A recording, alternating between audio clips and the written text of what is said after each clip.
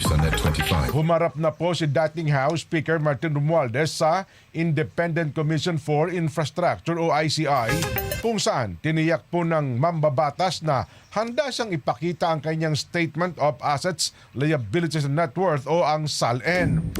Ibabalita po yan ni TJ Mendoza. So ito na. Speaker, good morning. Nanindigan si dating House Speaker Martin Romualdez na wala siyang itinatago at walang dapat itago sa isyu ng maanumalyang flood control project. Personal na humarap si Romualdez sa pagdinig ng Independent Commission on Infrastructure o ICI na nagsisiyasat sa maanumalyang flood control projects. Isinangkot ng ilang contractors at retired Marine Sergeant Orly Gotesa si Romualdez na nakinabang umano sa flood control projects, kasama ang dating chairman ng House Committee on Appropriations na si resigned ako Bicol Party List Representative Saldico. I was finally given an opportunity to share my side of the story. So, kumbaga sa ngayon po, it's about facts and evidence and hindi lang political noise or speculations. Para kay Romualdez, discredited o wala ng saysay ang mga alegasyon na ipinupukol sa kanya ng lumutang na witness na si Orly Gotesa. Witnesses that were presented are discredited already for having presented falsified documents in the form of the testimony, and their testimonies have already been denied by. Si Gotesa ay dating security aide ni Saldico na nagsabing nagdi-deliver aniya siya ng basura o yung mali-malitang pera sa bahay ni Romualdez. Handa naman ang dating speaker na ilabas ang kanyang Statement of Asset, Liabilities and Net Worth o yung mga tala ng yaman at utang ng mga politiko. I will do at the instance of the Commission.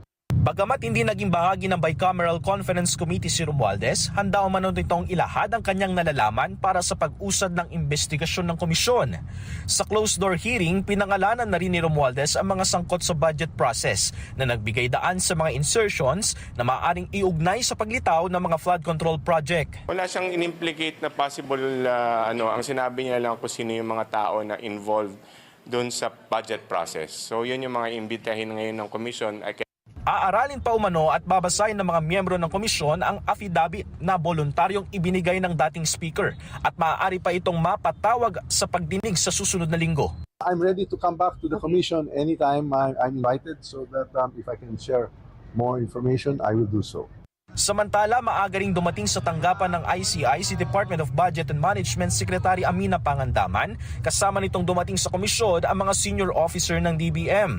Yung invitation sa atin is that gusto malaman ng komisyon natin yung process ng NEP at paano ito nagiging at kung paano nagre-release ng budget. Pero nang matanong si Pangandaman kung paano maiiwasan ang mga ginagawa ng mga mambabatas sa kani-kanilang insertion sa budget.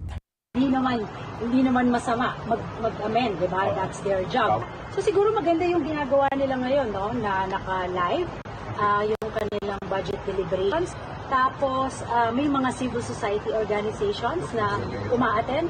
Maganda yon, maganda i-live natin yung lahat ng budget deliberations sa floor, sa committee, and then yung yung request nga pati yung BICAM. Sana maging live din siya. TJ Mendoza para sa 100% balita.